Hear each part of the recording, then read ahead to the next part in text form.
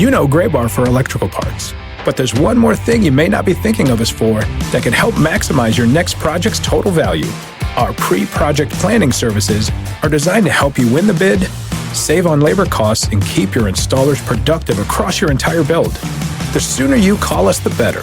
Because when we're there from the beginning, we can anticipate your needs and help you solve problems before they become problems. Yep, Gray Bar does that.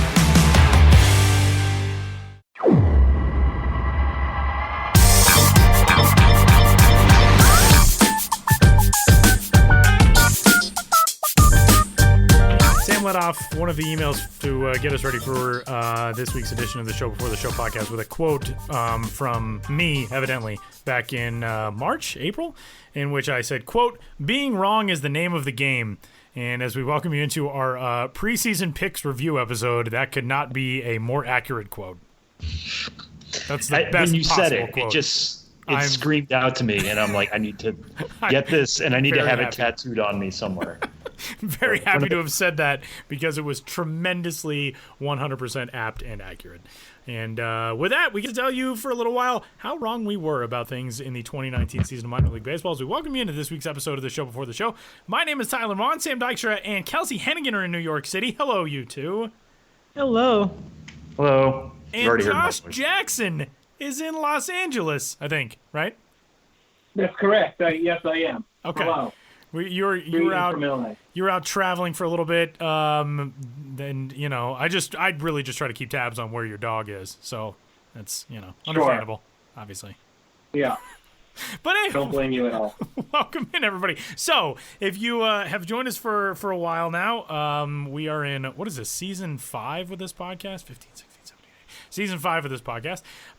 We have done our preseason picks over the last few seasons. The 4 of us have gotten together and we have done our picks for the most exciting lineup and rotation and team in minor league baseball, as well as breakout prospects, our projections for rookies of the year in the American and National League, our prediction for the Joe Bauman Home Run Award winner, and our prediction on who the top overall prospect in 2020 will be according to MLB Pipeline. Generally, we go into a season and we say these things, and they are wrong, and we hope no one calls us on it. But then we do everybody a favor by just calling ourselves out on it by the end of the year, because it's fun to go back and look at the way things change over the course of a minor league season. So we have all of those categories to get to. How excited are you guys all to remember how wrong you were? Because looking back at my picks, I'm like, what was I doing? This is my job? Is that right? I think we just need to provide context. That's why we do this, if you were just to look at the email I sent and be like, why did so-and-so choose this team?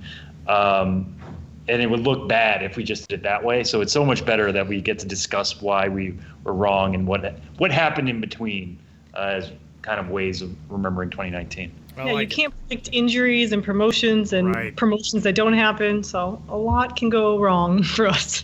That is true. And generally it does. I just live in a constant state of just explaining why I'm not the idiot it looks like I was based on the results of the thing that I assumed would happen. Josh is walking down the street in LA and people are like, that Josh Jackson character. What? Could you believe his pick for breakout prospect? What a moron. No, that's not actually how it. All right, well.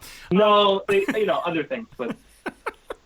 Well, let's get into it. Let's kick things off. And thanks for tuning into the Show Before the Show, wherever you found us. We're at MILB.com/podcast, and we are everywhere else you get your shows. You can give us a rating and a review and a subscription and get in touch with the show if you would like.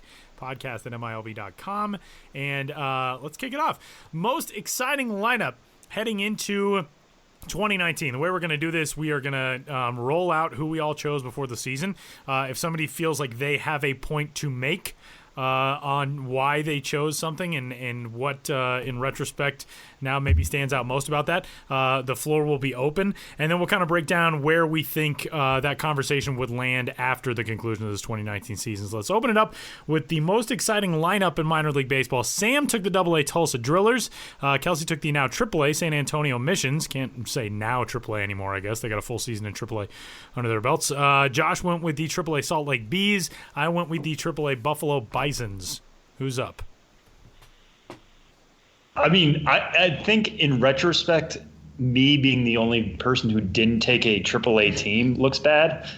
And this is going to be something we're going to revisit here later with our Bauman home run picks. But, the way that AAA ball just took over in 2019. I see what you're saying. Yeah, just the offense.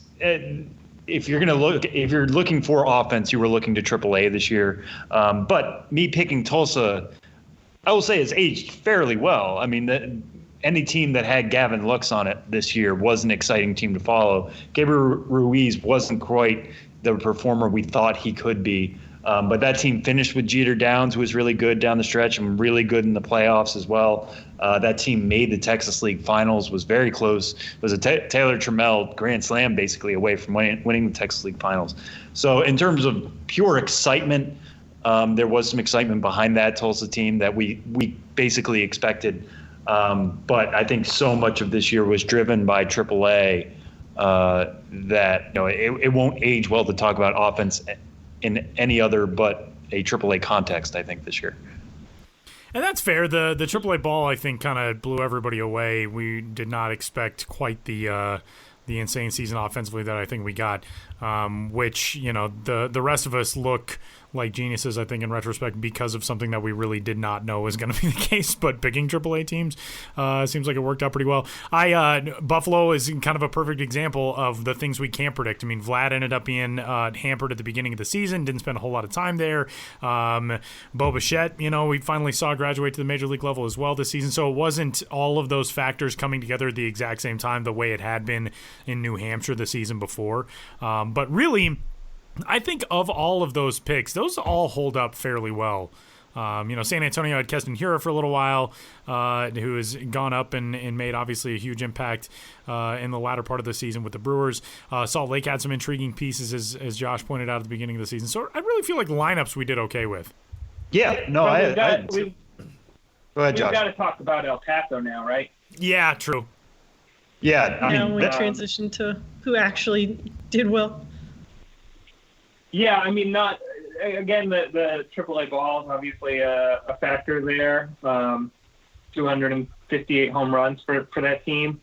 But, Ty France flirting with 400 until he ended up at 399 just because of a big league call-up when the Padres ended up needing him. Michael Geddes at 31 home runs for them.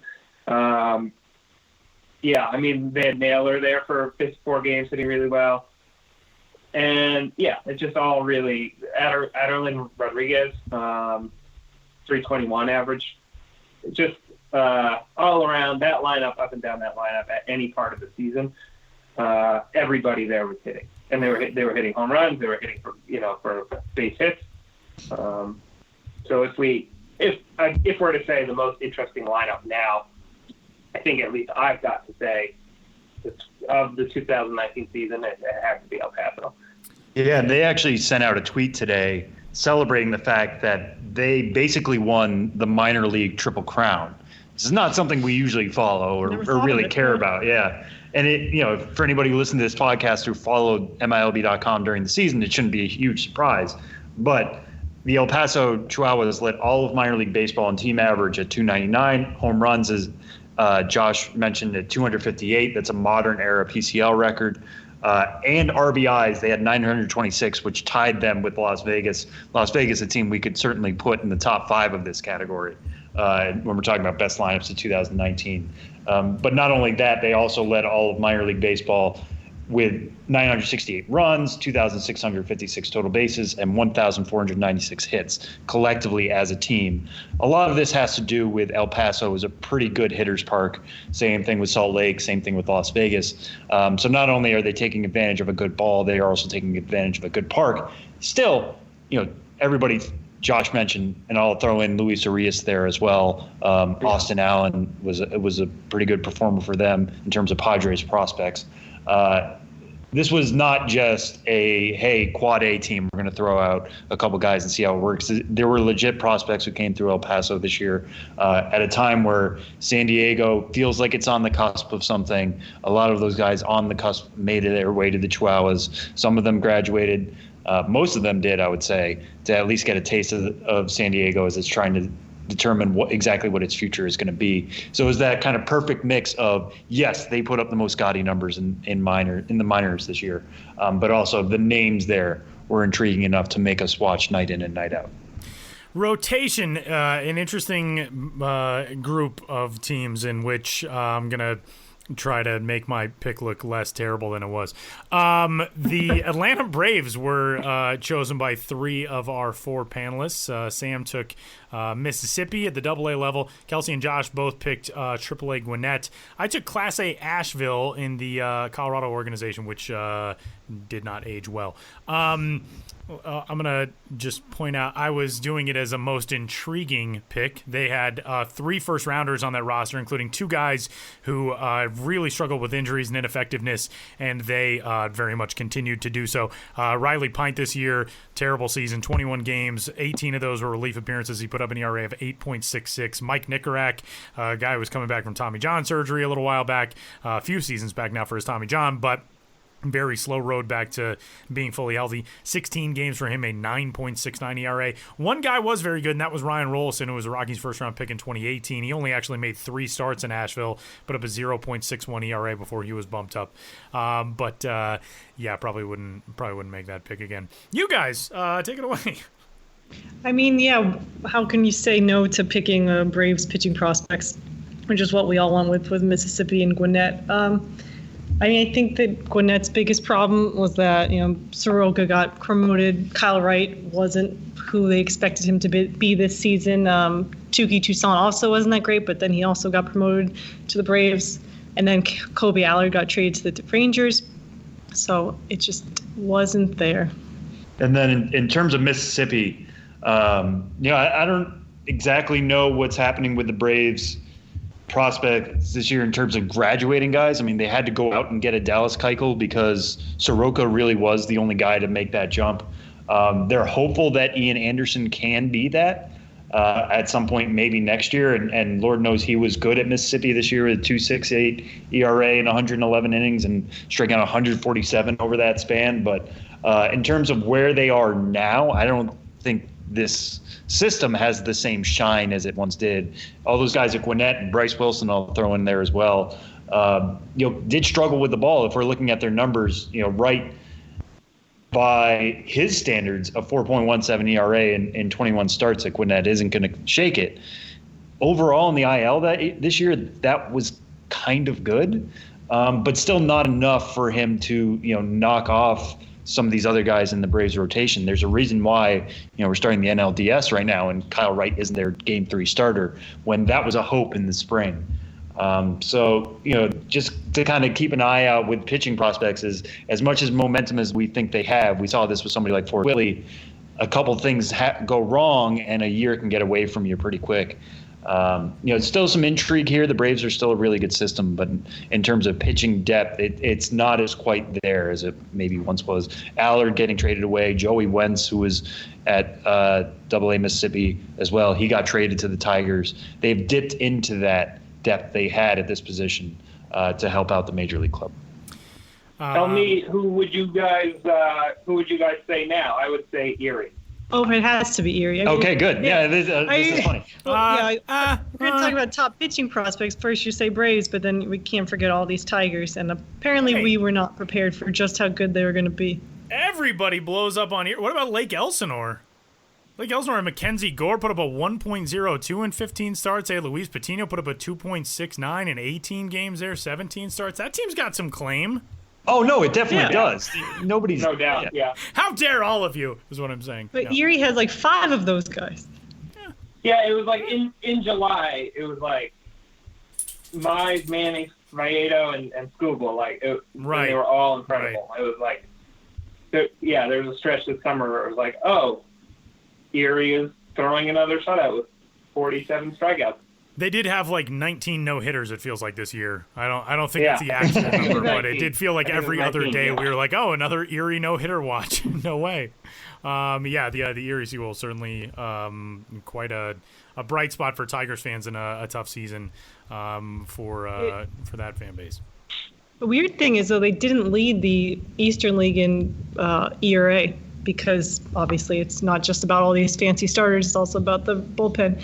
And so Bowie won because they have Bauman and Lothar, who obviously have very low ERAs. There was some really interesting pitching talent in the Eastern League this year.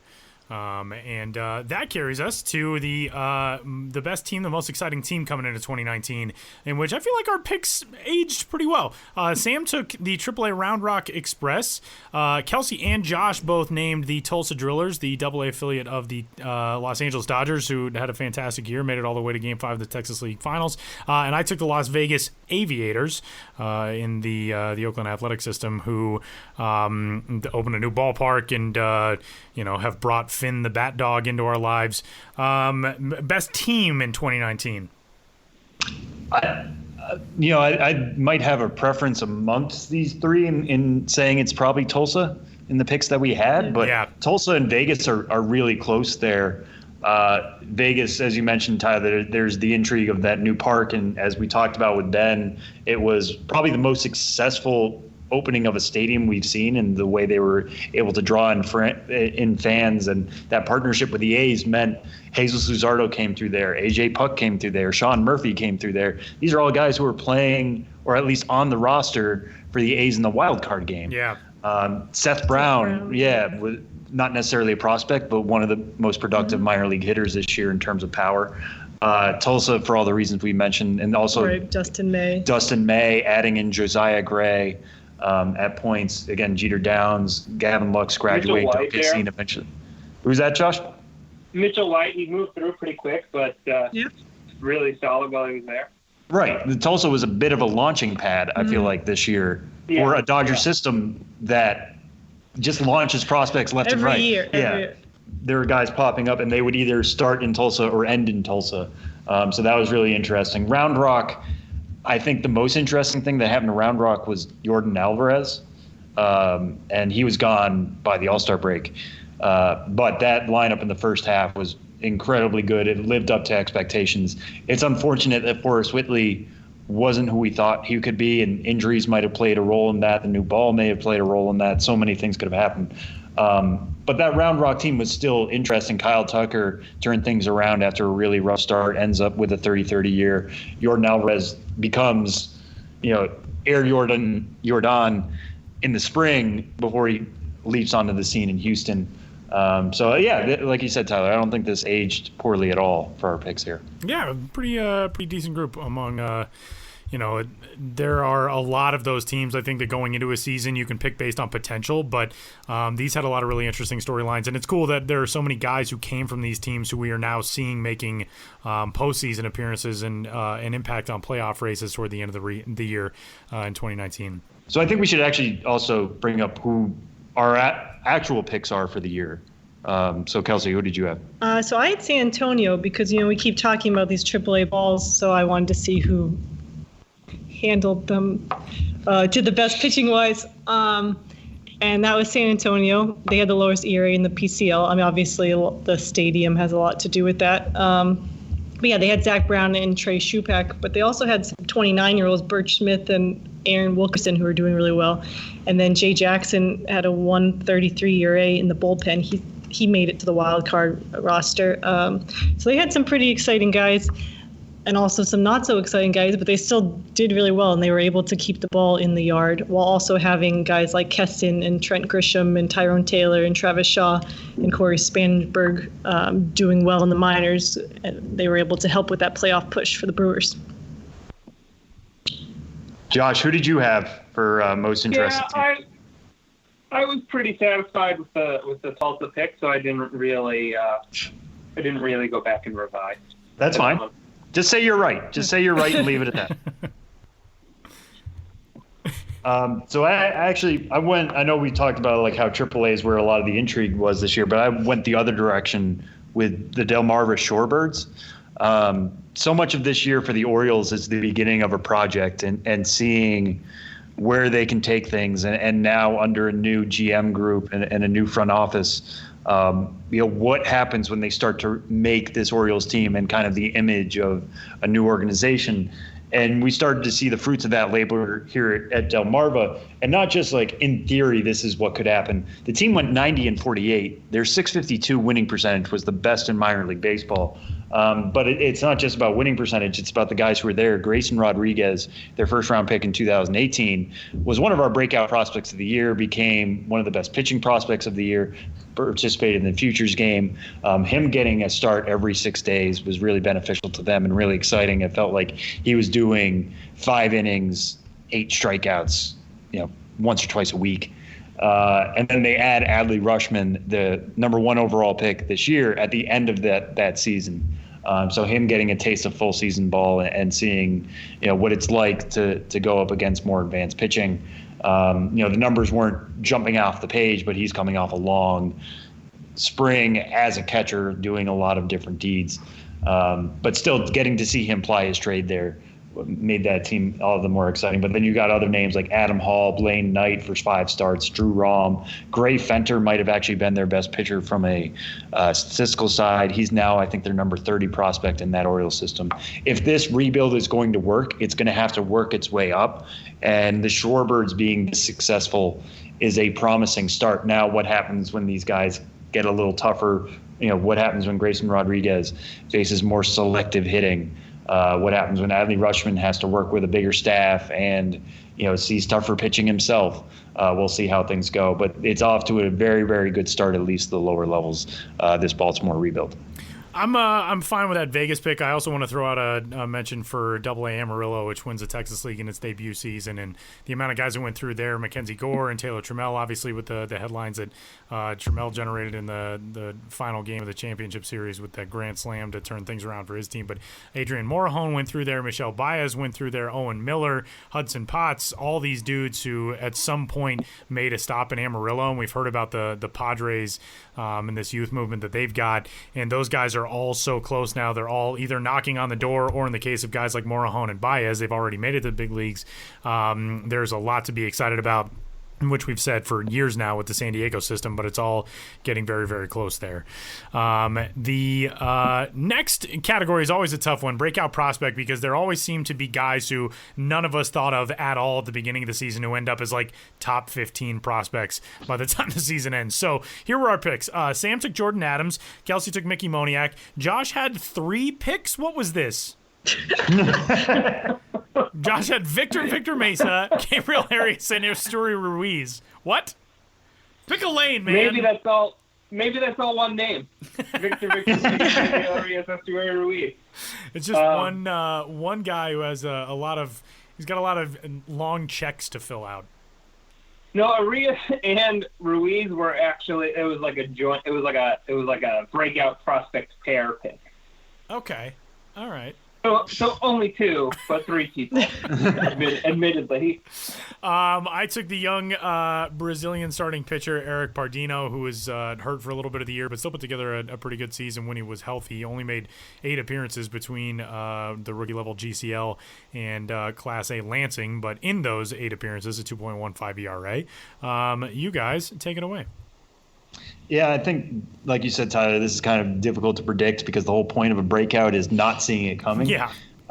So trying to be like, oh, yeah, I totally see this coming is not the point of the category. We're still going to do it next year because it's fun. Yeah. But it's just something to kind of keep in mind. For Jordan Adams, I wouldn't say it was a bad year at all. I mean, the guy had very limited baseball experience. The reason I picked him was because he had tools for days. He's extremely fast, but he's learning how to hit. And even when he does that, he hit 250 this year with a 703 OPS at Class A Burlington, showed off that speed with 12 steals, and didn't have as many strikeouts as I think a lot of people were expecting. 94 and 97 games, for sure, it's on the higher end, but trying to learn that portion of the game and still making contact is good. It's a good base level for him. Where can he take things next? Maybe the breakout comes next year now that he's seen pitching a little bit more and is used to a baseball schedule. But that leap didn't happen this year. So I'm still on the train. I'm not the captain anymore, I guess. Okay. But Mickey Moniak. Yeah, Mickey Moniak. I don't know, man. He, I hope that all the scouts that thought he was such a high draft pick are eventually right, and he does break out at some point. He did start to hit in the middle of summer in May and June. I think he started at one point. He got up to maybe like a 285 average. But yeah, no, he just has not shown what they all expected him to show and what I expected him to show. And he spent most of the year at Reading, and when there was, I mean, we like to divorce park effects a little bit, but there was a hope that he could put up better numbers in Reading, which is a notorious hitter's park. And he did not. To be fair, I mean, he is 21 and playing at the AA level, still put up a 741 OPS. It wasn't a disastrous year, but I definitely see the point. Yeah, it was a step up. It's not 1-1 that type of season where you kind of figure like, oh, this guy, I mean, it's been 3 years now since he was the first overall pick. At some point, he's going to blow up. We haven't seen that yet. That is kind of the thing that people are going to hang on him for now. Yeah, and others have said this other places, but if he was the 7th overall pick that year, we're not talking about him in this sense, or really in terms of being like, oh, well, he really should have broken out by now.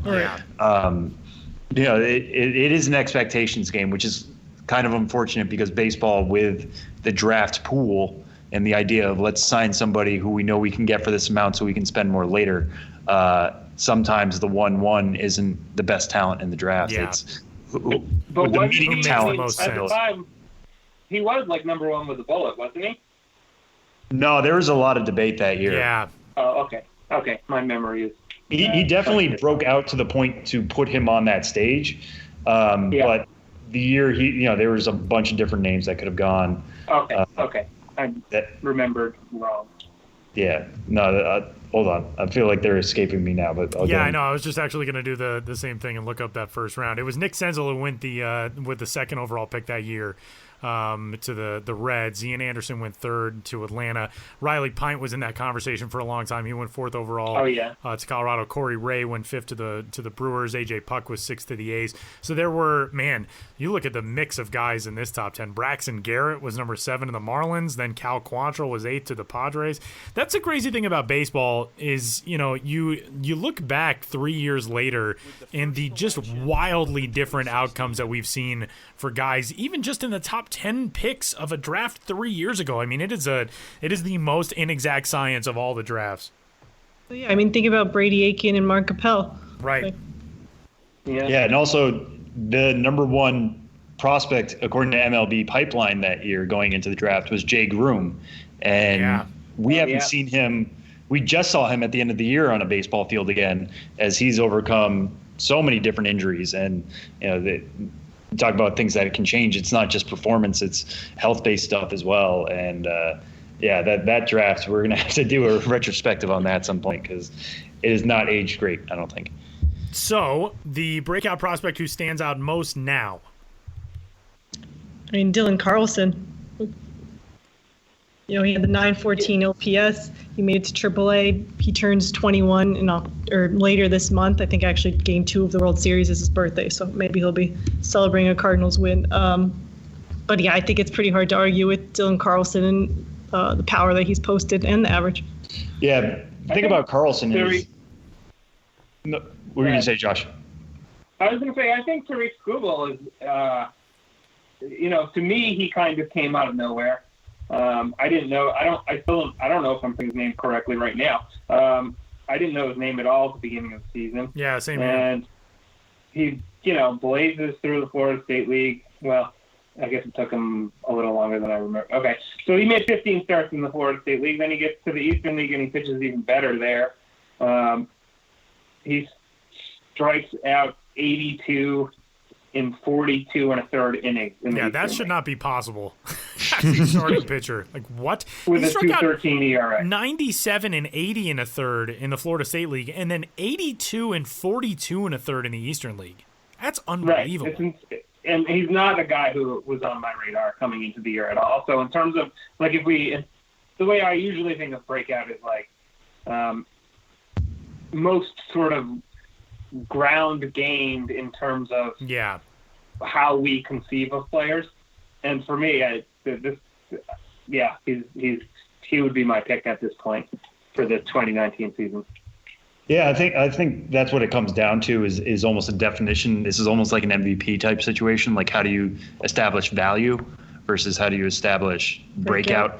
Because in terms of highest climb. Carlson moved up to number 24 right now in MLB Pipeline's rankings. He was outside the top 100 at the beginning of the year. Skubal is now at 74.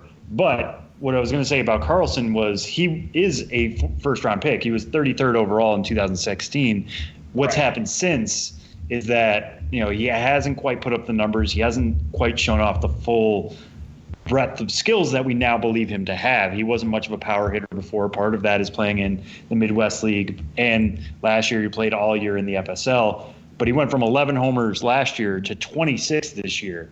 And he also took a jump in terms of stolen bases. He stole 20 bases this year, only 8 last year. It's clear to see a breakout. He would be my pick, I think, just because it's very clear to see the jump forward. But Skubal, I would not argue about at all in terms of best breakout pitcher. The guy was a 9th-round pick last year. Every team had a chance to take him 8 times over and passed over him coming out of Seattle. And, for the Tigers to take him, add him to that Erie mix that we discussed before, see him become a top 100 prospect at a time when they're kind of planning, hey, Manning will be in our rotation someday. Mize will definitely be in our rotation someday. If we get 2/5 of our rotation from Erie, that'll be good. Maybe Fado, maybe somebody like Funkhauser or Burrows, but those guys have more question marks. Now all of a sudden you move in Skubal, who's got 3 above average pitches and is striking everybody out left and right and is left-handed, unlike all these other guys. There's so much more depth to this Tiger system now than even what we thought a couple months ago, and he's a big part of that. So if we wanted to, we could break it down hitter and pitcher, I think, and sleep pretty well at night. I think I forget how Skubal wasn't like a big name before. Like, I don't know. I guess I was just like, oh yeah, another Tigers dominant pitcher and a big lefty. Like, so I think I forgot that he did, reach so many radars for the first time this year, because he just felt like he's always been there. Yeah, I mean, once you start striking out 10 guys all the time, and we're just following it, you're like, well, yeah, I've always known about Tarek Skubal. Exactly. That speaks to how long the season is, but also how quickly these guys can grab our imaginations. One who kind of goes against the grain of somebody who comes out of completely nowhere, but I think still necessitates a mention in this, is Gavin Lux. Gavin Lux was the 70th ranked prospect in the top 100 coming into the season. He's number 2 now, and everywhere he went for the start of that AAA stay, ends up playing 49 games there. He OPS is 1197 in AAA. That was after he dominated AA, and we heard all season long, when is Gavin Lux going to get called up? When's he going to get called up? He was obviously a dude coming into the season. He was not the dude that he is right now. To all of a sudden be the top-rated, National League prospect in the game. I was going to say the top-rated shortstop, but of course Wander Franco is the one guy who's in front of him on the top 100 right now. But it's kind of weird to say that about Gavin Lux right now, but I think that's a guy who has to have at least a mention in this conversation too. And there's one other position player I want to throw out real quick, is Robel Garcia. You want to talk about a breakout. Yeah. The guy made the major leagues this year after he had not played in affiliated baseball since 2013. He got signed out of Italy. He kind of got discovered. He married an Italian woman. He spent 3 years playing over there, came over here to play with the Italian national team, gets kind of discovered again in Italy. And right now he's the number 26 prospect for the Cubs, but he got major league time this year. I mean, when he played in 2013, he was playing in short season ball and the Midwest League. You go over and play in Italy, which, Tyler, you were just there, but it's not a hotbed for baseball. Yeah. It's not like people go over there and scout, hey, let's find where I can get my next AA infielder. To see him break out in this way was one of the most fun stories, I think, of the year. It might not be breakout prospect in terms of, he's got a great future, but the guy's a major leaguer now when he was an Italian baseball player a year ago. I would say it's definitely most movie script worthy. Yeah, the rookie too. Yeah, exactly. Yeah. Or like $1 Million Arm. The rookie goes international. Yeah, we'll have Josh do the you can do the translation for us.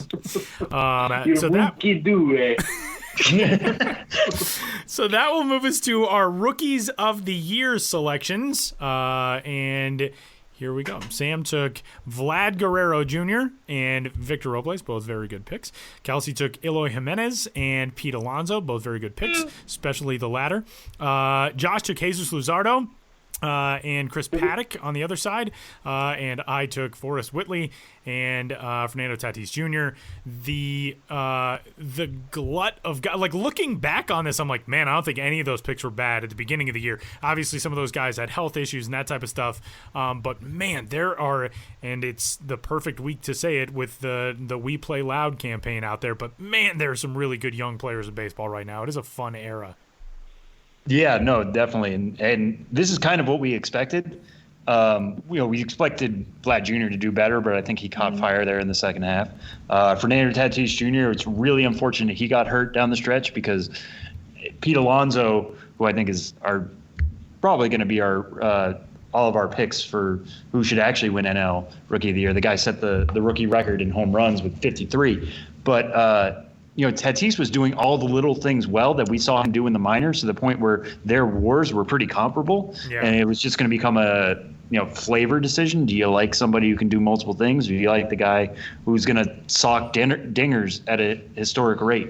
So it's kind of too bad we were robbed of that. Tatis has certainly looked good. Even Eloy Jimenez got off to a rough start. Yeah, the second half he's been great. I think he was the September Player of the Month for the American League, something like that. I believe so. Yeah.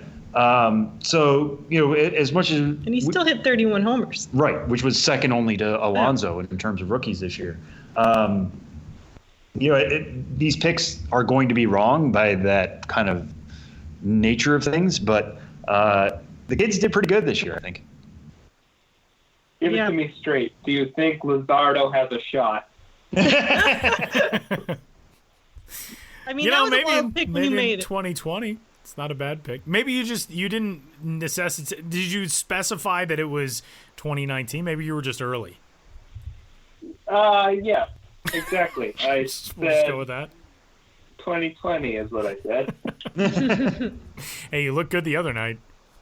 Yeah, for Pete Alonso under my notes, I just wrote dingers with 5 Z's because that's all I really need. But he's also pretty exciting. I like that he has really brought in the fan base. They've really embraced him. And, especially the season with the Mets, going up and down so much and the fans really needing something to hold on to. I think Pete Alonso was that.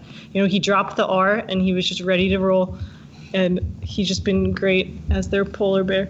But there's something to be said for somebody who we didn't pick, and we mentioned a little earlier, but Mike Soroka was healthy this year, and that's something he's maybe struggled with a little bit in the past, but just did all the little things that you need to do to kind of succeed as a pitcher in 2019. The guy rarely gave up home runs, only 0.7 home runs per 9, which in 2019 is really good. 2.68 ERA, over 174 and 2/3 innings.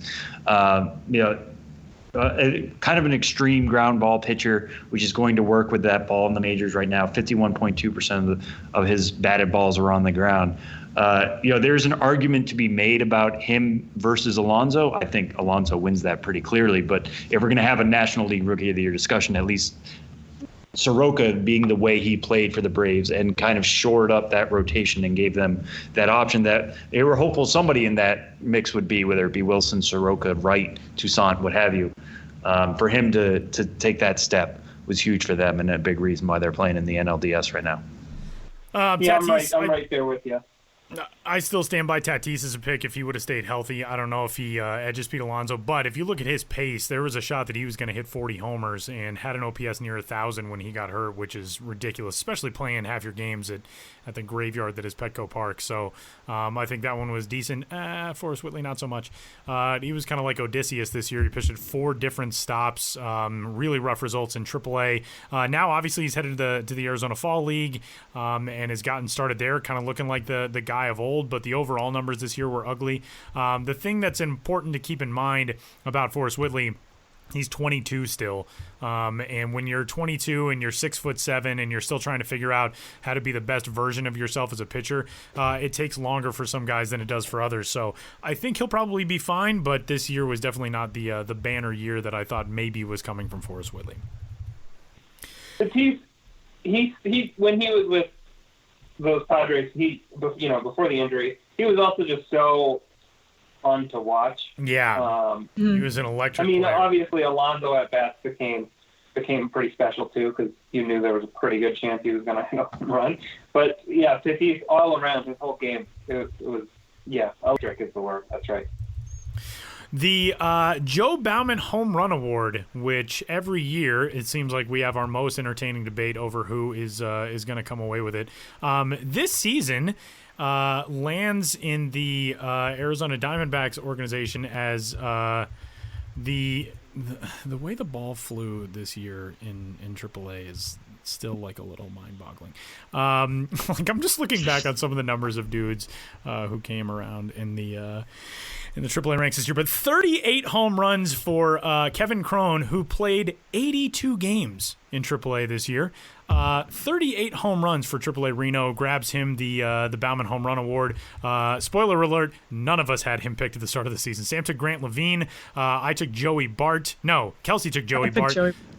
Casey Golden for Josh. Big surprise there. I took Alex Kirilloff. We also threw out toward the end maybe somebody like Nolan Gorman, maybe somebody like Tristan Casas. None of those dudes. It was the man himself, Kevin Cron, who... yeah, we didn't see that. Yeah. Congrats to him. It was fun watching him mash dingers every night. It was, and the coolest thing is that, the Bauman's always hard because there's the curse of, well, if you're doing really well, you're going to get promoted. So, like, how can you do well enough to be the best in the minors but stay in the minors?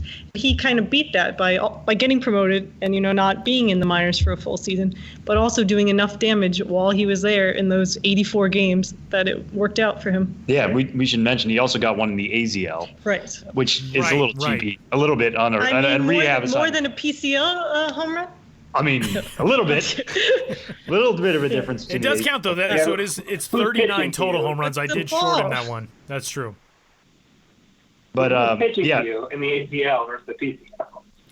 It's the PCL ball is the equivalent of the AZL pitching, I think. Is how that. I think that's where I think that's what the conversion chart says. This is a tough calculus. I don't know.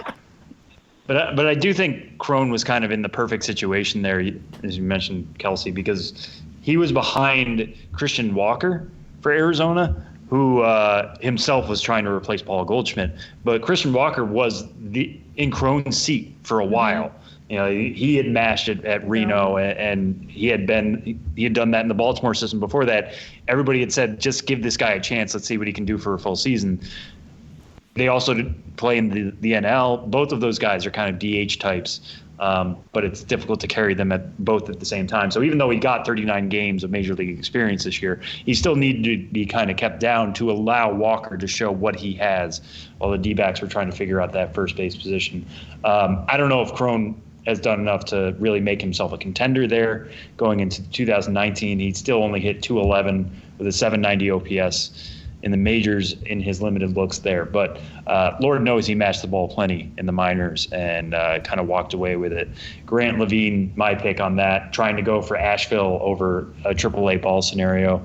Looks laughable in retrospect, but assuming there won't be any changes to where the ball will be placed next year, I think we all have to pick AAA players and see how things shake out from there. Maybe Casey Golden will play up for the Albuquerque Isotopes next year, Josh, and you can pick him for the third straight year. Well, I sit before you now and vow that I will not pick him for a third straight year. Wow. Somebody write this down. We shall see in a few months. Yeah. Casey Golden, not a bad season, by the way. He hit 23 with Class A Advanced Lancaster. The Alex Kirilloff pick, who we actually will talk about here in a moment as well because it ties into our next conversation, but he got a late start to the year. Still put together a very good season, but power numbers just 9 homers for the season and 94 games played. So big congratulations to Mr. Cron on his Joe Bauman Home Run Award. And that brings us to our final category, which is in which we selected who we anticipated heading into opening day in 2020 be the top overall prospect in baseball.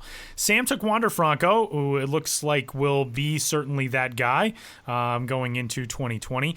Kelsie and Josh took Alex Kirilloff, and I took Mackenzie Gore, which Kirilloff, again, like just mentioned, a little bit hampered at the beginning of the season, only played in 94 games.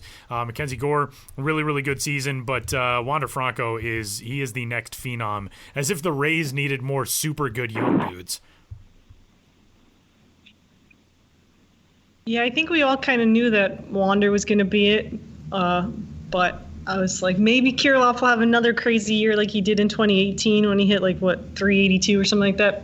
Again, the injuries, he had went on the IL twice this year, so that didn't help, and he only hit 282 with, like Tyler said, the 9 homers. But yeah, I think that Wander will be our number one till maybe 2021, since there's no more September call-ups. But I think that Wander actually had a pretty quiet, exciting year. Like, the fact that he hit 327 still surprises me. Like, I don't think that he was getting a lot of hits every night, but he was probably still going 2 for 4 every night, which obviously leads to a big average. But he's just consistently that good. Yeah, and one of the things he does that I get excited to see in a box score, but isn't exciting in terms of if you're there every night, is the guy makes excessive amounts of contact and has one of the most advanced eyes you can have. These are things we used to say about Vlad Jr. when he was coming up. But Wander Franco, between Charlotte and Bowling Green this year, struck out only 35 times in 114 games. He walked 56 times. Yeah, that was ridiculous. Yeah, that's like a number from another era. Yeah, you would look at it and be like, okay, that's 1912 baseball, something like that. And he did all of that while being 18. He turned 18 in March. He was one of the youngest players in the Midwest League. He was the youngest player in the Florida State League. He should be, flailing left and right, trying to make all sorts of contact and missing and learning about that. But he already knows the strike zone incredibly well. He knows how to make hard contact. This isn't the Nick Madrigal situation, who is elite when it comes to making contact, but has very little power. Franco has some power, and he's going to grow into more: 9 homers, 7 triples, 27 doubles. That's only going to expand as he matures physically and emotionally, and gets to know a little bit more about the game. But he's just so advanced. That in the Florida State League too. And gets out of the Florida State League, exactly, Josh. Mm-hmm. To do all these things, it might not show up like you're saying. We're not talking about him like Crone having multiple 3-homer games this year, but to do all of this at his age should have anybody who gets a chance to see him, whether it's in the Southern League next year at Montgomery or anywhere close to Tampa Bay, getting to see him on a nightly basis. Potentially next year, probably more likely 2021. Just a lot of excitement with this kid going after this first full season. A couple of guys who we just haven't mentioned because they haven't really fit into our conversation at all yet, but who I feel like deserve some mention. Luis Robert, the outfielder for the Chicago White Sox, who started the year as the preseason number 40 and is now number 3 in all of baseball. And a fellow outfielder in Joe Adell. It wasn't quite the same climb for Joe Adell. He was the preseason number 14, but now he is number 5 overall. He was injured in spring training, got a late start to the year, but made it to AAA. Knocking on the door of the big leagues where he would join an already supremely talented outfield. But those are a couple of guys. Luis Robert at the beginning of the season was kind of Gavin Lux in the early months, and then Gavin Lux was Luis Robert in the late months, where you wanted to know what that guy was doing every single night. So he's not number 1, but he's definitely another guy for White Sox fans to be excited about. And Joe Adell, certainly the same thing in the Angels organization. And that does it. Those are our 2019 picks in review. I'm glad that I feel like I had 2 categories where I wasn't the abjectly worst pick, which generally is not the case. Normally I'm just the worst at all of them. So I feel like I did well this year. Yes. I wish we had kept scores. I thought about it, but then I did not. All of us are too scared to actually keep score and find out who came in fourth. Well, even with it was all subjective. So even when we did say, okay, yeah, this was the best team this year, but then there were a few other options. So I don't even know how you would keep score. Okay.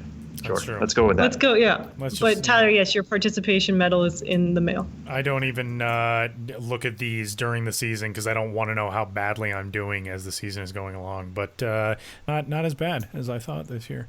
So that'll wrap up our opening segment. Sam and I are going to be back with 3 strikes here in just a moment. But a big thanks to Josh and to Kelsie as always.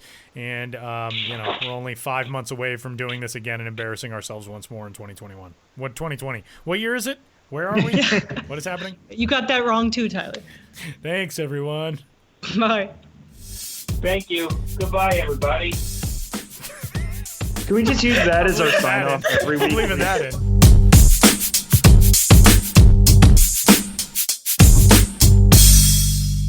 So, again, we thank Josh and Kelsie for stopping by, and that leads us into Three Strikes as segment number 2 for this week's episode of The Show Before the Show.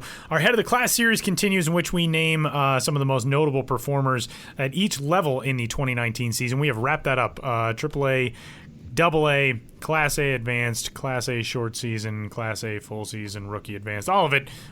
We are now done with the series. Sam's going to take you through AAA. I wrote AA, so I'll get you covered there. But Sam, AAA, give us the lowdown. Yeah, so AAA actually was written by Kelsie, who you guys just heard. So go read her story. Just to breeze through some of the points here real quick. For most exciting hitter, she had Kevin Crone. We just talked about that a bunch, so I'll leave him alone.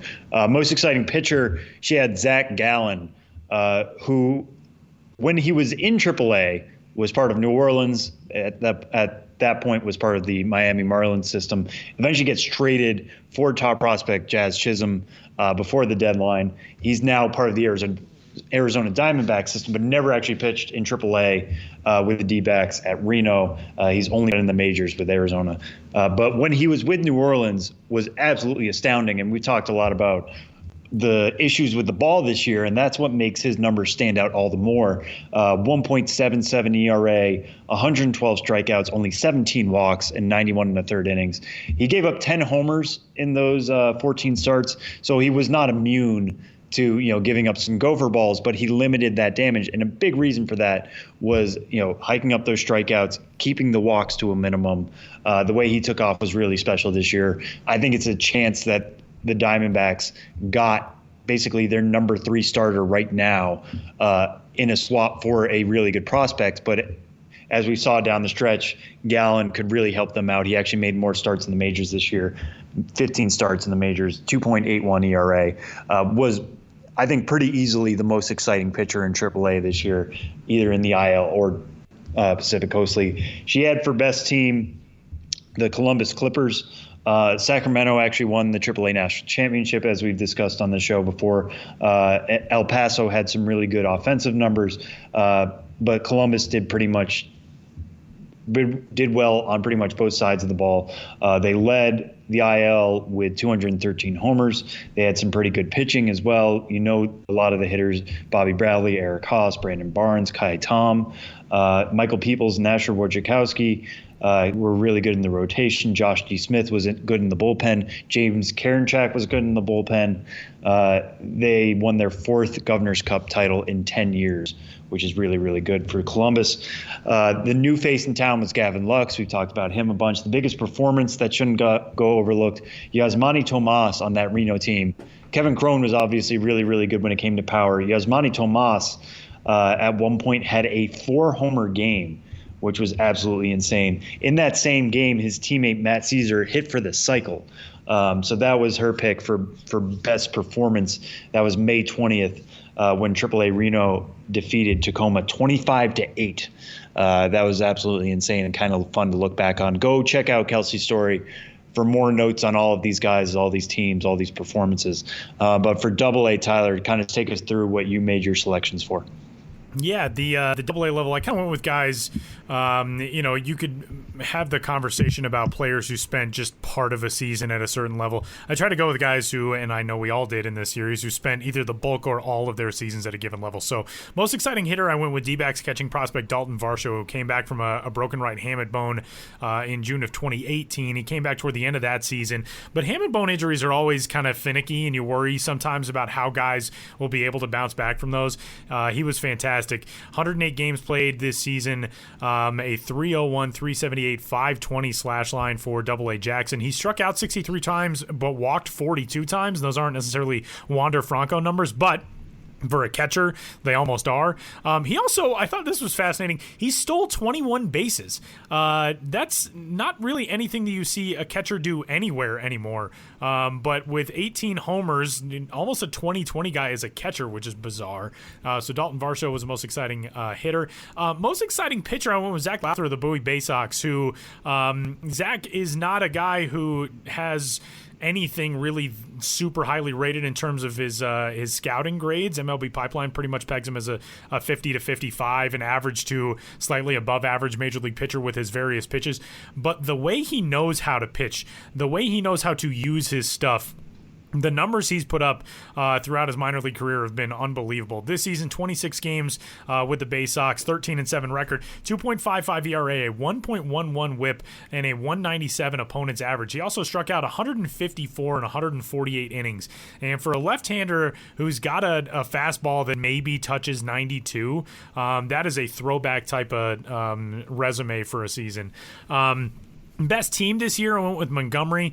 The Biscuits won 6 more games than anybody else in Double-A. They swept both of their division titles in the North Division and the Southern League. And even though they didn't make it all the way through to the Southern League Finals, still a really impressive team there. New kid in town, the newcomer who I feel like is most exciting going into 2020 as a prospect at the level, Jared Kelenic of the Arkansas Travelers, the Seattle Mariners' top overall prospect, who this year tore his way through 3 levels, made it up to Double-A. In his final line across all 3 levels, 291, 364, 540 between Class A, Class A Advanced, and Double-A. And he also in 21 games at the Double-A level / 253, 315, 542 with 6 homers and 4 doubles to go along with a triple in 21 games. It was pretty impressive stuff from Jared Kelenic. And biggest performance was one of the final days of the year. I took Jeter Downs with the Tulsa Drillers, the Dodgers shortstop prospect, who reached base 6 times and homered 3 times in Game 2 of the Texas League Finals. Big win that night for Tulsa, 18-9. That leveled that series at a game apiece. Of course, Tulsa would go on to fall in Game 5 of that series, but Jeter Downs a really impressive performance in the final week of the minor league season in the Double-A Texas League.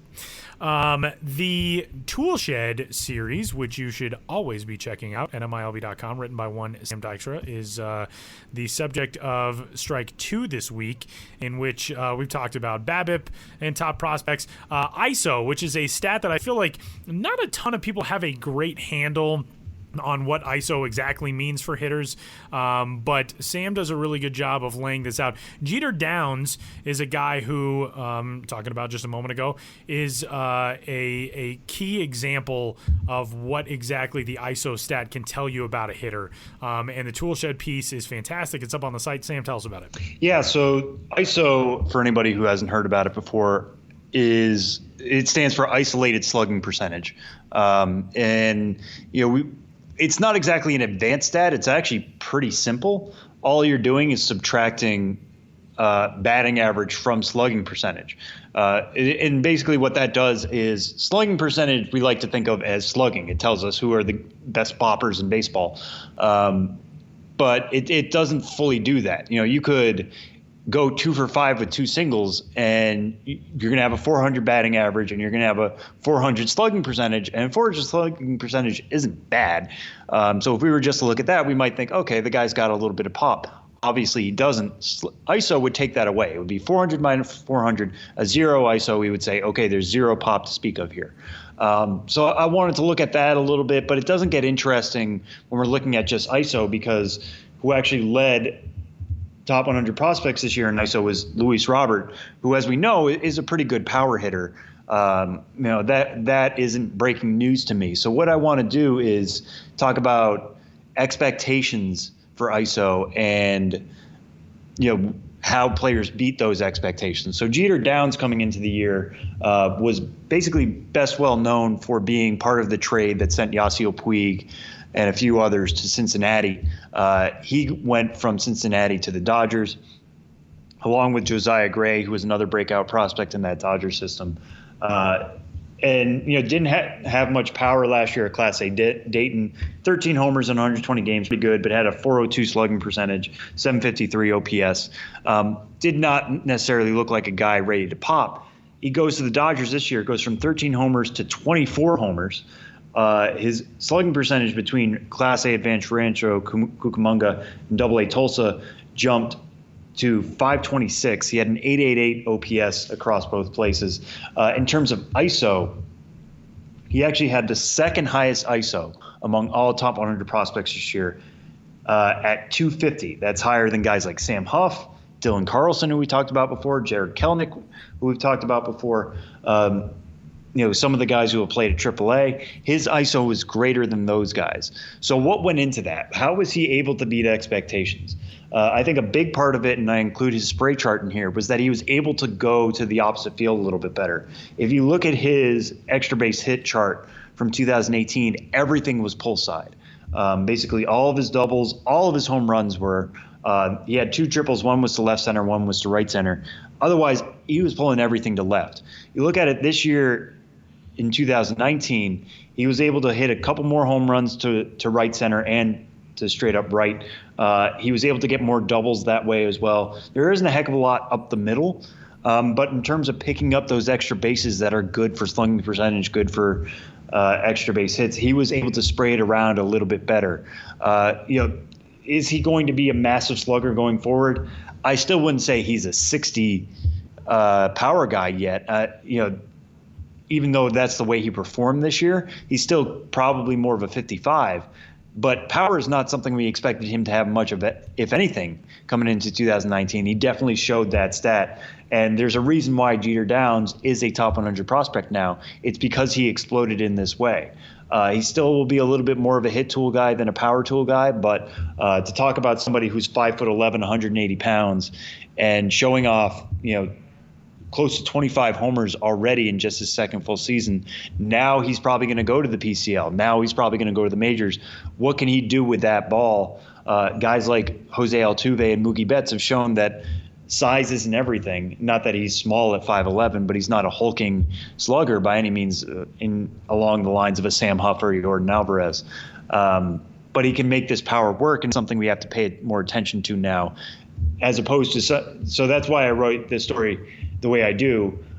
Luis Robert, we were always going to look at his power. Jared Kelenic, we were always going to probably look at his power. Jeter Downs not. Now I think we have to pay attention to this. And I break it down. You can see some of his opposite field homers, some of his straightaway homers in this. The fact that I think he had 4 homers in the postseason as well is a sign that this isn't going anywhere.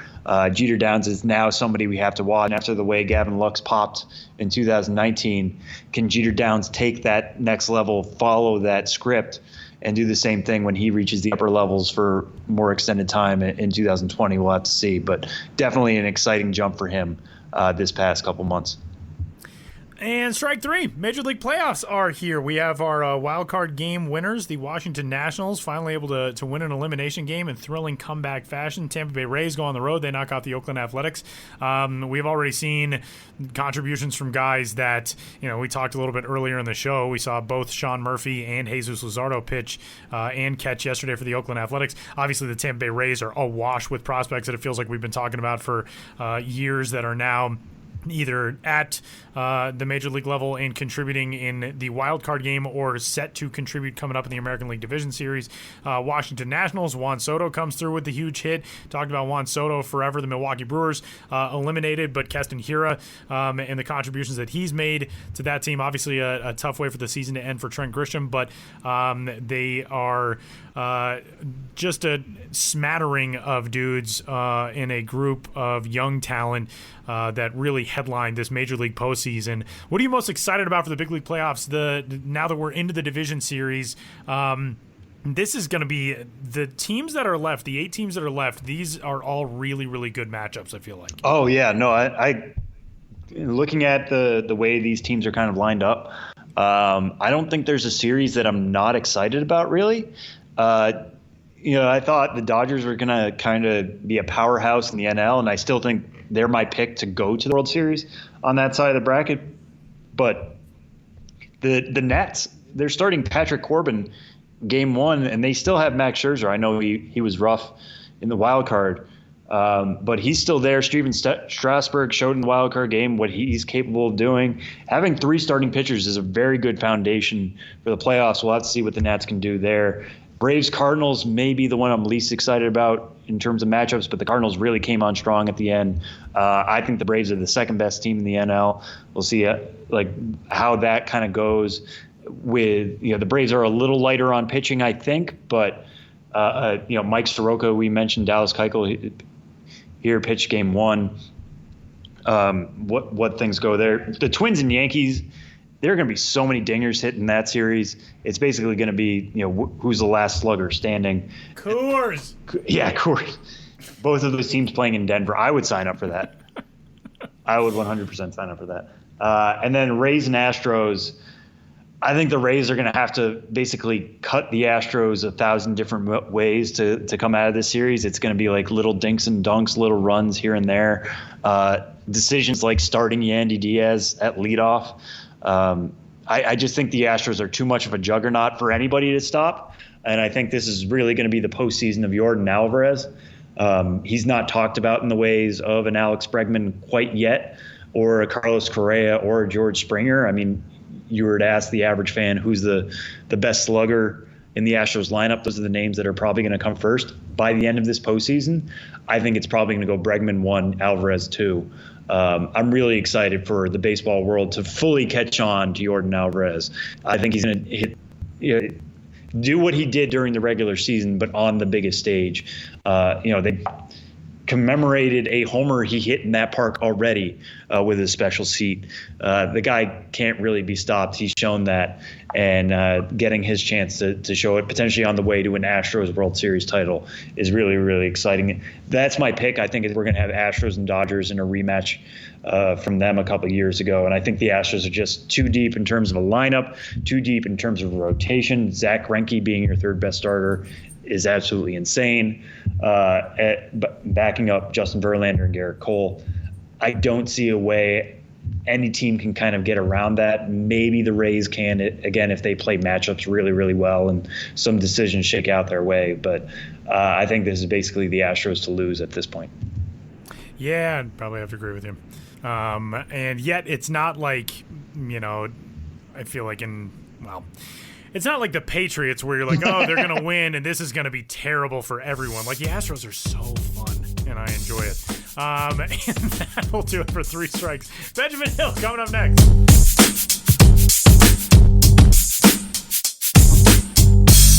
Well, we're spending a lot of this week's show reviewing the 2019 season, obviously, now that we are fully in off-season mode. And it's a good time to bring in MLB.com's Benjamin Hill. We're going to be talking about the Golden Bobblehead Awards this week, something that got handed out at the promo seminar, the old promo seminar, the Innovator Summit in El Paso last week.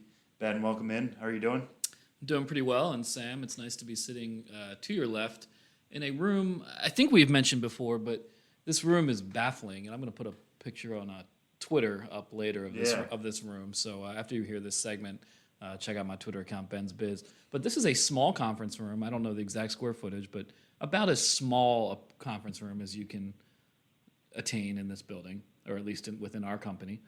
And there are, we counted, and maybe are missing some, 78 different electrical outlets. And the wall straight across from us has 3 rows of 4 panels with 4 outlets in each one, spaced out methodically along the wall. So we are staring just right ahead of us at 4, 8, 12, 16, 32, 48 electrical outlets on the wall. Yeah, this feels a little bit like a press conference to me. We've got a microphone here, we're talking, and we're just surrounded by outlets. We really are. Wow. Sam's going for it early. Yeah. He's going for it early. This is the tone we are setting here for the Ben's Biz segment this week. But yeah, let's But anyhow. But anyways, I can't segue out of that. I am not as good a host as Tyler is maybe. But yeah, brought up the Golden Bobbleheads. You wrote this up this week, including all the finalists, teams that won. There are many different categories here. It's not just like, here's the best promo of the year according to Minor League Baseball. So what can you kind of tell us about this? We'll start here with Best Theme Night, which is, I think, something we usually talk a lot about on this show, our theme nights. The one that won this year was the Wisconsin Timber Rattlers for Salute to Cows, which I think everybody out there will remember better as the Udder Tuggers. They also won Best Overall Golden Bobblehead. So what can you tell us about why Wisconsin was so successful with this and why it won? Yeah, well, first, just to give a little more background on the Golden Bobbleheads, there are 6 different categories, and they are Minor League Baseball's head office in St. Pete's accepts team submissions for Golden Bobbleheads all throughout the year, broken into 6 different categories. And so there's a lot going on in these awards, and they are awarded on the last day of the Innovator Summit, which was in El Paso this past week when I talked to you guys last week, and I was in El Paso. And prior to going to El Paso, I wrote a story on, as you mentioned, the theme night category, because I thought it was the one that probably had the most interest to the general public, and it's encompasses the promos we talk about the most. So that was one of 6 categories. And then there's also a best overall category. So if you attend the Minor League Baseball Innovator Summit, which was formerly the promotional seminar, it always gets confusing. Yeah, I still want to call it that, apparently. Yeah. Innovator Summit. Yeah, and just trying to write intros to these stories and trying to not write 400 words just to set it up, trying to explain all this. But what we're getting to is basically these are end of the year promo awards. You mentioned the theme night, which didn't just win theme night, it won best overall. So once industry, the people attending the Innovator Summit, they vote for their favorite in each category and then choose, okay, of those ones you voted for, what was your favorite of all of those? And so the best theme night as well as best overall, which I did not handicap the Golden Bobbleheads, but if I had to guess, I don't think I would have guessed that the Udder Tuggers would have emerged victorious, especially with both the best theme night and best overall. Not saying it wasn't worthy, but there were just a lot of contenders. It was a loaded category. The Omaha Potholes are here. The River Dogs McGuckin Night, which we talked about for a long time. Yeah, Myrtle Beach Pelicans with a horse race on the warning track. And also keep in mind that these are voted on after every team that's been nominated gives a presentation, which can influence the vote itself. The Myrtle Beach Pelicans did their Hunter Hornstein, one of the promotions. I don't want to say gurus, I don't like that word, but does mavens, yeah, a great maven with the Myrtle Beach Pelicans. He did his presentation about their Derby Eve promotion while riding on the back of a horse, which was one of his coworkers dressed up in a horse costume. Oh, darn it. So yeah, so many questions about that. Yeah, so all during the morning, you're watching all these presentations for all the different Golden Bobblehead finalists, and that can sway the vote too. And teams are very brazen. The Myrtle Beach Pelicans, in addition to the hijinks I just mentioned, also gave out mint juleps to everybody. And the Wisconsin Timber Rattlers were not immune to this pre-vote bribery. There were stuffed cows with the Udder Tugger uniforms on that were available. They were on a table, and you could just take one. So. A lot of things go into the voting. Anyhow, to bring it back around to what you initially asked me about, Udder Tuggers, best theme night. There was a lot of competition. Best overall promotion of 2019, Golden Bobblehead, ultimate winner. And, I'm happy for the Timber Rattlers. That's a great operation. Really fun team to visit. I'm overdue for a visit. Appleton, Wisconsin. Dairy industry is, prevalent in the state of Wisconsin and, of course, around Appleton. So they've been doing a Salute to Cows night.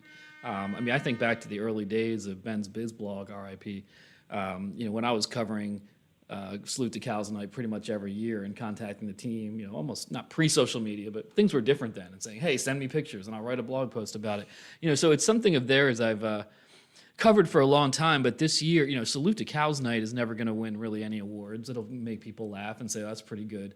But Salute to Cows Night, in which you then rebrand the team as the Udder Tuggers, that's where it goes over the top. That's where you win the award. That even within the context of minor league baseball in the latter part of this decade, the second decade of the 21st century, for those keeping score at home, this is an irreverent name even for this era of minor league baseball, the Udder Tuggers. And if you haven't seen the logo that's on the hat, you have this cow walking upright with its nipples, its udders, protruding outwardly from its stomach. So it's all very tasteful, don't get me wrong. Sublime even. But it's a really interesting promotion. And, of course, there's a lot of in-game stuff, milk chugging contests, and I think an actual cow showed up and that kind of thing. So it's a big celebration of dairy at the ballpark, but I think really what it came down to is this one-night rebrand, or the fact they changed their name. And, if you recall, when they announced that name, it went viral almost immediately. The team sold out of all of their stock of merchandise in 5 hours. So that speaks to not just the local response, but people all over the country being, oh, man, I need some Udder Tuggers merch. I'm sure some of that might have been bought as a joke for friends and family, but I don't know, maybe not. It obviously touched on many levels, and the industry apparently loved it, voting it, as we said, best theme night and best overall promo. Moving along to the next category here was best digital campaign or activation. This is something that people do get to see on social media and all that, but it's not necessarily something you're going to see at the ballpark and come through in that way. But Tacoma won this one for their This Is Our, and it's the letter R, City video series. What about this seemed to touch base with so many folks in El Paso? Yeah, well, it's just really, really well produced. I want to call them the Rainiers. The Rainiers, all season long, have been producing these videos, as This Is Our City videos, that just highlight the cultural institutions, the small businesses, the eccentric characters that are very specific to Tacoma. And these videos are really well produced. You could expand this series out into a standalone TV show, really. I mean, they're done in that style with energetic hosting and very good editing and production, and really taking the time to get to know these different people all over Tacoma. Running the restaurants, the bars, the shops, the museums, all that sort of thing. So I think this resonated because it was such an in-depth exploration of the city. And if minor league baseball, if so much of it, of course, is about trying to connect with your community and trying to celebrate your community and trying to be an ingrained part of your community, I think a video series like this, in which the team really put the resources into it that were needed to do a high-quality production while also hiring the people needed to put it together, speaks to a real commitment on their part to create a real high-quality campaign that, as far as I know, is going to be rolling straight ahead into next year and beyond. Yeah, and when you talk about something like Wisconsin, they have a connection with the dairy industry and that being a big thing in that area. But this seems like so reproducible for any individual city or town that has minor league baseball. And it would be different. It doesn't have to be this exact thing. This tweet you included in the story is about a restaurant called Dirty Oscars that serves boozy breakfast, but every place, somewhere in El Paso might be doing Tex-Mex, somewhere in Florida might be doing Cuban food, something like that. There's so many options for this. Oh, absolutely. I mean, that's something that motivates my career is exploring America through minor league baseball and trying to highlight the people, places, and things that make it unique. So a campaign like that, in which a team really dives deep into their community in order to highlight those things, is something that resonates with me for sure, and absolutely, as you said, something that other teams could do, something that literally every team could do. I mean, you would need the time and resources and money to do it, but it could be done, and I think it would result in, I hate the word content, but great content. Yeah, right. And speaking of something that's easily reproduced, I would hope, anyway, as the best community promotion or event, this one went to the Lakeland Flying Tigers for Teacher Appreciation Night. Teacher Appreciation Night sounds somewhat vague, but what made this special was giving one area teacher a master's degree from Southeastern University. Obviously, not every minor league team is going to be near a university or college, but a lot of them are. This feels like something other teams could do, but what about Lakeland's attempt to give out a master's degree like this? Yeah. What's so special? I mean, you'll see education and teachers' nights, all over minor league baseball, and a lot of teams are doing exemplary things in that category. Lakeland won this because of, I think, just how they went the extra mile to reward a teacher with something truly meaningful. In advance of this night, which took place in May, they submitted applications from local teachers saying, we'll choose one to be awarded a, on-the-house master's degree scholarship from Southeastern University. And the woman they ended up picking, this woman, Susan Carlton, and we learned about her in the presentation the Tigers gave at the summit. I mean, she just had she had a very rough go of it. She was living in Appalachia, was homeless for a time when she moved to Florida, I think to initially work at Disney, single mother, struggling with some of her own medical issues, special needs children she was raising, and then she still, through all that, got a teaching degree and got a job as a teacher. And I think with her story and the perseverance that was necessary for her even to become a teacher in the first place, I think really tugged at the heartstrings to say, like, all right, we're going to go out of our way to help you now and help you get to that next level because you've shown so much drive and dedication on your own under very trying circumstances. So I think obviously that's a great one, making, I don't want to say dreams come true, but really helping to further the dreams and, the necessary career goals of someone who has gone out of their way to be a success under very trying circumstances. Yeah, we talk so much about teams trying to have an impact in the community. And here's something very direct you can say. It's just like, we bring in this amount of money, we do this for local businesses, whatever. here's a very big difference they are making in somebody's life. And I think that, could happen with almost any club out there. Hopefully it will going forward.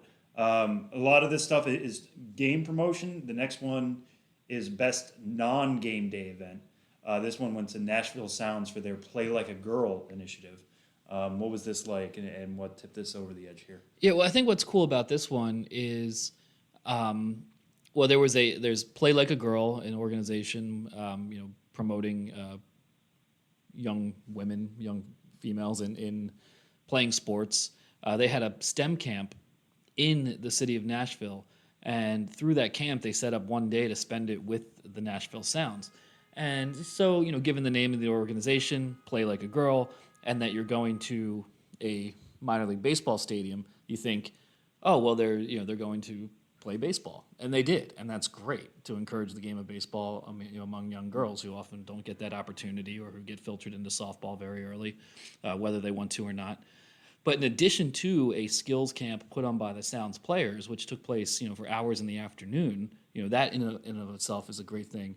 But then they also did a corresponding thing with these young women as well, in which 8 female staff members on the Nashville Sounds, representing all areas of the team's business operation, gave them, a tutorial and lessons and, life advice based on what they do as front office members working for a minor league baseball team, which I think is, I don't want to rank the importance or say one is more important than ever, but to give these campers both sides of the baseball experience. We will help improve your game and your athleticism through instruction from, professionals and elite professionals at that, AAA baseball players, but at the same time give you a window into how you could start to think about how you could work in baseball, no matter what your specific interests are, no matter what your skill levels are in sports, to have that template and to, learn from someone who's actually doing it is something that's very cool. And, Play Like a Girl, I don't know much about them. Sounds like a great organization. I mean, I just love that idea in general, to be honest. Just thinking about myself as a young person and how things could have been pretty wildly changed for me if I had gone to, I grew up in Pennsylvania. I don't know if I'd gone to a Reading Phillies game and learned about the jobs you can do there. So that thing, I think it's really cool to expose young people to what jobs are actually like, so they're not just thinking, oh, that sounds abstractly like a cool thing. They actually know, what is it? If you work in media relations for a minor league baseball team, what is it? What do you have to learn? Do you think I would like, would I like this? Mm-hmm. And I love that whole concept. And not only that, they're meeting with female members of it too. So it's so much easier for these young women to see themselves in that place. Not that they have to just work in front offices, but we talk about setting examples and being role models for younger generations, and it's so much easier to see a path when you can see somebody who's taken that path. Yeah, 100%, and I think that's why this resonated. Yeah, and then so going from out of game back to in game, this was the best in game promotion or event. I would say I was least surprised this one won. If you've been anywhere around the Gwinnett Stripers social media experience this season, you know about the fridge. What can you tell us about the fridge and why this one won over so many other really cool in-game stuff? Well, it was last year in 2018 that the Atlanta Braves, in my mind, ripping off a Lake Elsinore Storm concept, but that's neither here nor there. But as you probably know, as a baseball fan, the Atlanta Braves last year had the Beat the Freeze race, which became a big viral sensation where the fans chosen for this would get a huge head start. And then the Freeze, who was obviously a very, very good athlete, track athlete, would pull off these improbable comebacks at the very last second. That race, went really well. And then so Gwinnett, the Gwinnett Stripers, who play near the Braves, and of course also their AAA affiliate, they're like, okay, we've got the Freeze, the freezer, I guess. We're going to go with the fridge. And the fridge is sort of the anti-freeze. He's 300 pounds. He wears this metallic bodysuit, and he is given a head start in the race. And, that makes the people he raced against very cocky.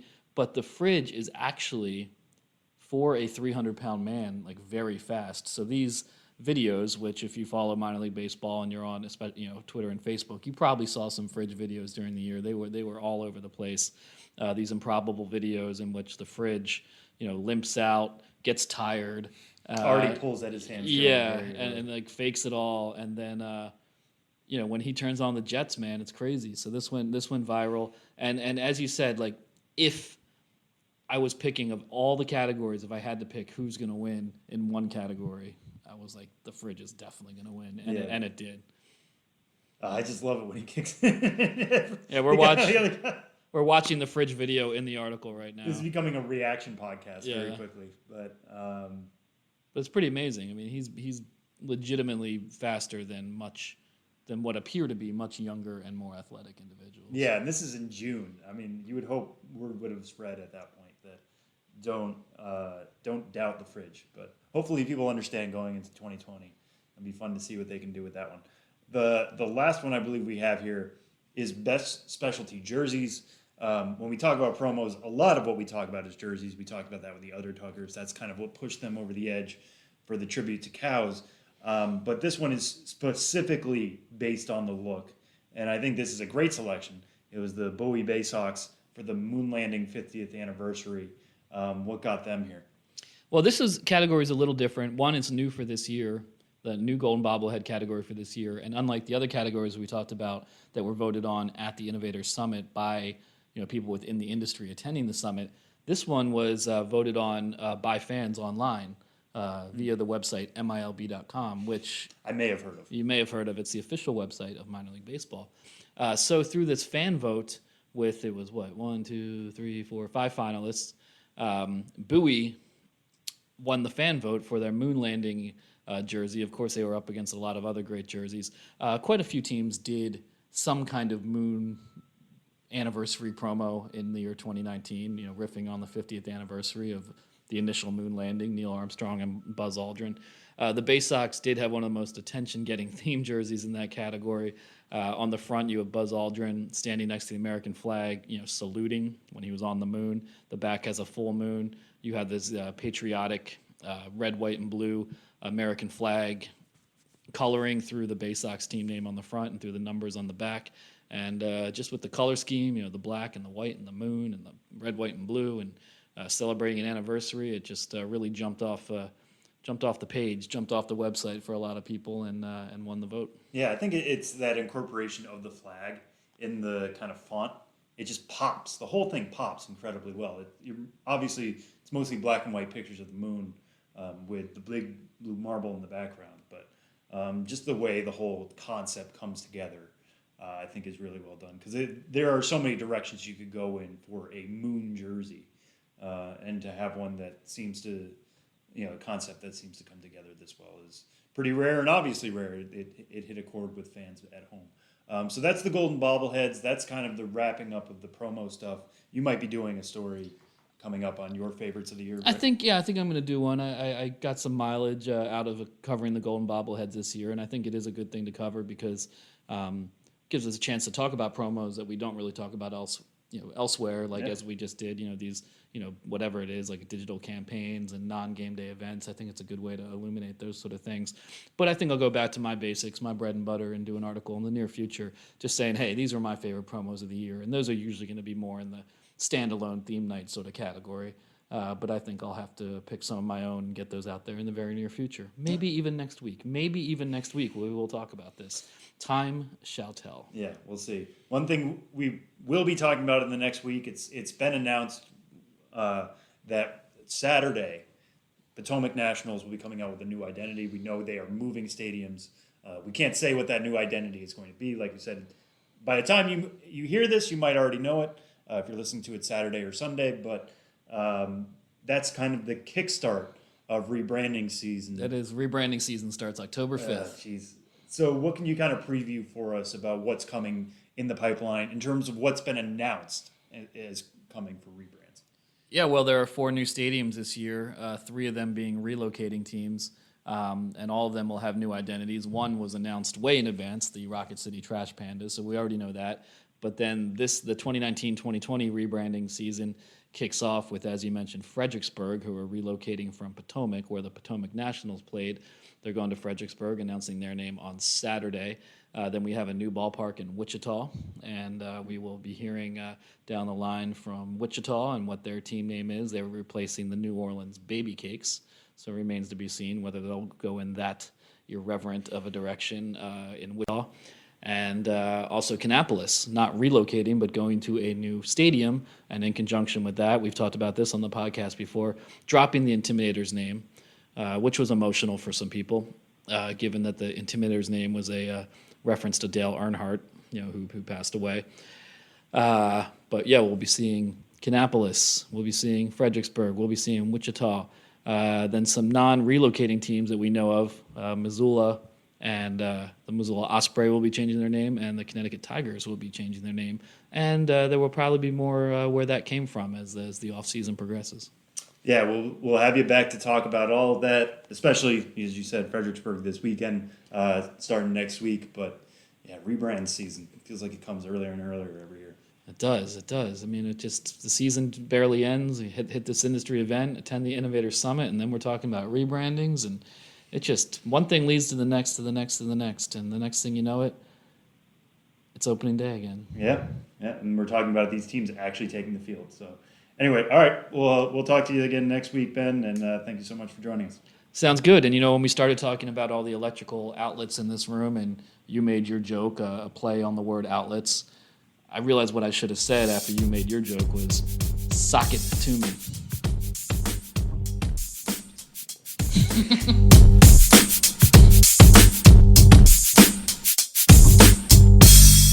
I'm being attacked by a 5-year-old Australian kettle dog who really wants to go for a walk. So we're going to put the finishing touches on this week's episode of the show before the show. Get in touch, podcast at MILB.com. Sam is on Twitter at Sam Dykstra, MILB. I am at Tyler Mon. And this was fun, Samuel. This was fun. I always enjoy this episode every year. It's one of my favorites behind the actual prediction part because of, as you guys heard, how many times we had to say we were wrong. But it was a good season overall, and I'm glad we got to review it like this. Same. And that'll do it for this week. We'll talk to you next week.